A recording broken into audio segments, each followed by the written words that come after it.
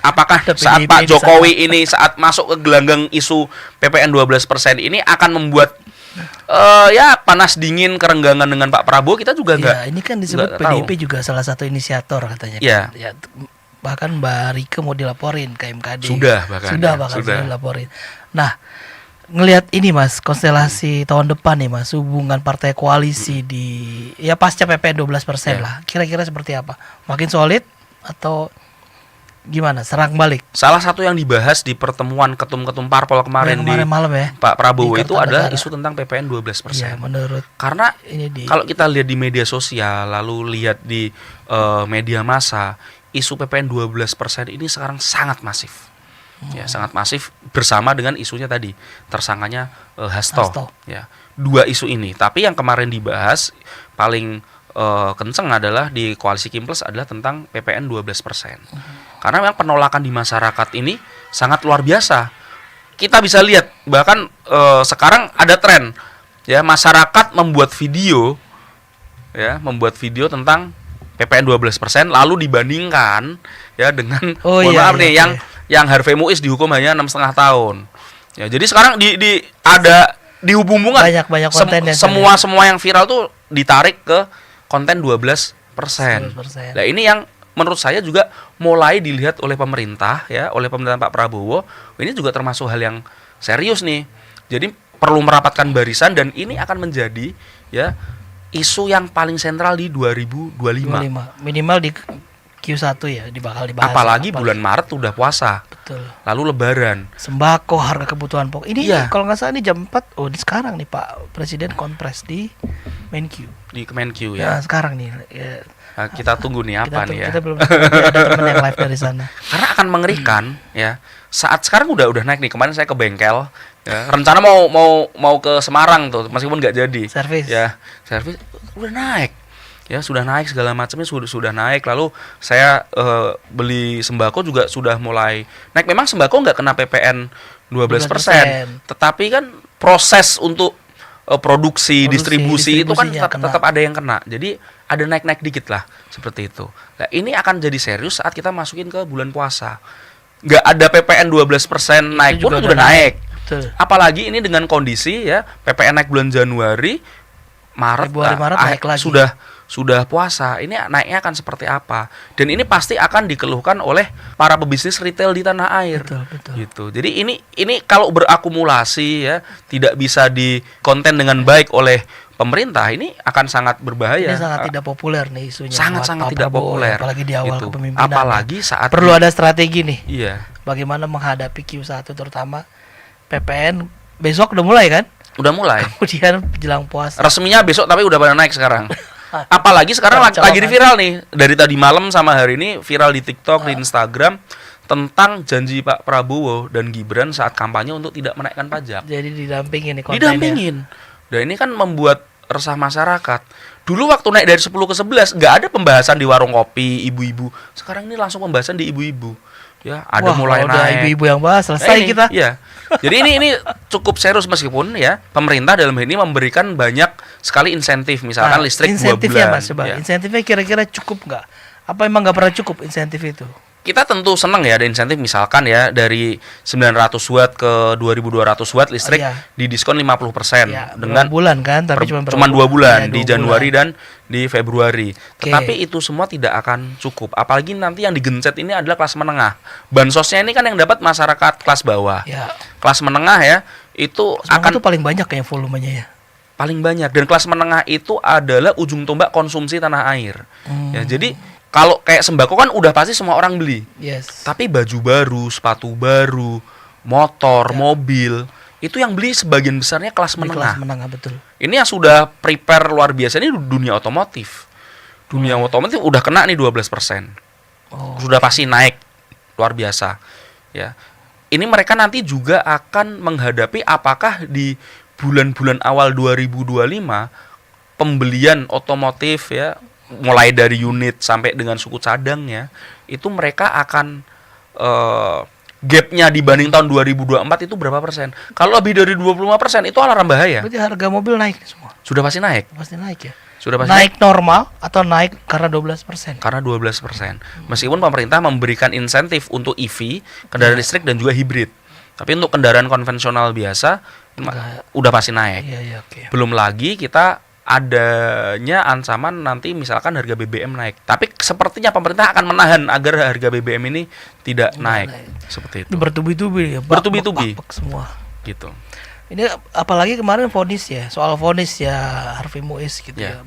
Helena Halim semua dibawa tuntutan jaksa.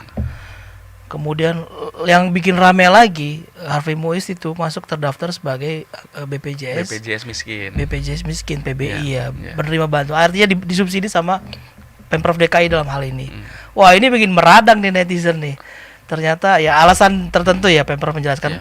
Tapi dikonfirmasi betul. Karena waktu itu kejar target apa segala Ya. macam lah. Alasan bisa dibuat ya. Tapi ini kan menambah deretan sakit hati masyarakat nih. Memang di Pemprov Jakarta kan ada program untuk membayar Iya. BPJS Kesehatan.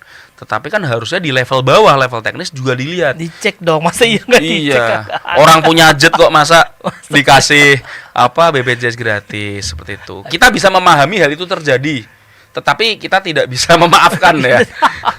Karena itu aduh. Memahami oke, memaafkan enggak. Iya, lah. itu Kita sangat aja lihat, iya. wah tuh. enggak Itu udah. memang ada targetnya gitu. Jadi tapi ya harus lihat-lihat lah seperti itu. Tapi kan vonis Harvey Muiz memang juga kan jadi atensi Pak Prabowo Iya. kan. Sampai kemarin bilang jaksa banding nggak jaksa agung kan. 50 tahun lah gitu. Saya pikir ada yang membisiki Pak Prabowo Betul. bahwa masyarakat sangat marah dengan vonis Ini yang marah hanya level 6,5 bawah tahun. loh. Level bawah. Hampir 300 iya. triliun gitu ya. Apalagi kemarin tambah Pak Prabowo memaafkan koruptor, Iya. taubat gitu. Itu kan kita lompat lagi ke masa kampanye lagi kan, Iya. didampingin lagi. Wah, pakpuk ternyata. Tapi Ini gimana? satu hal ya. Iya. Saya cukup mengapresiasi ada yang membisikkan soal itu ke Pak Iya, Prabowo. ini penting sih. Penting. Kita tinggal sebenarnya gini, membisikkan itu ke Pak Prabowo oke.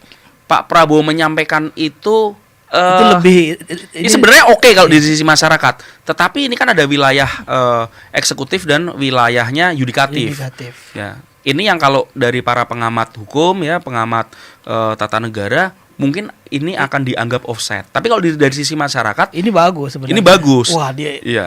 di monitor sama Pak Presiden. Karena Pak Prabowo membutuhkan komunikasi dengan masyarakat. Pak Prabowo dan timnya menjadikan ini komunikasi sarana komunikasi menjembatani Pak Prabowo dengan masyarakat. Tapi emang dari sistem tata negara ini jatuhnya apa? Intervensi apa? Kan nggak boleh. Kalau ya? sampai intervensi Legislatif, tidak, ya. eksekutif, yudikatif. Cuman ini kan ranahnya yudikatif. Iya.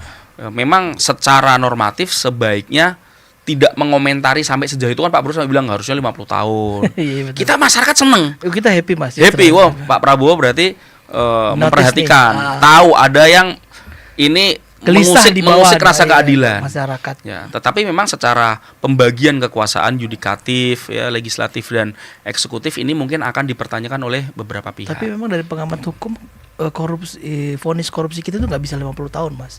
Secara pidana ya, siapa tadi dari UI ya, sekitar 40 tahun 6 bulan.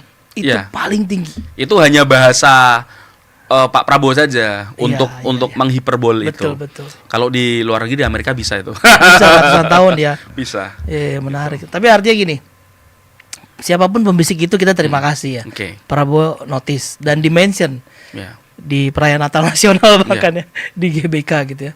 Saya nggak susah baca pidatonya, nih pidatonya terlalu bagus nih kan, bikinan Sekap Mayor Teddy itu. Jadi nggak dibacain, akhirnya dia sampaikan semua Jadi, keluhan masyarakat. Pak Prabowo menyadari betul bahwa masyarakat perlu harapan. Ini yang sedang dijaga oleh Pak Prabowo. Iya, iya. Masyarakat sangat kecewa dan saat melihat presidennya ternyata juga ikut kecewa satu hati ton ya. iya satu ton dengan masyarakat. Pak Prabowo berharap pasti ini harapan itu tidak hilang dari masyarakat karena Pak Prabowo mau bagaimanapun ya sekarang menghadapi situasi yang sangat tidak menguntungkan dirinya. Nggak populis lagi. Sangat tidak populis kayak gitu dari masalah pajak lalu ada putusan Harvey Muiz seperti itu. Ini jadi masyarakat kan tahunya ya udah pokoknya hakim ya itu juga masih di bawahnya pemerintah. Padahal ini udah beda kamar, udah beda rumah seperti itu.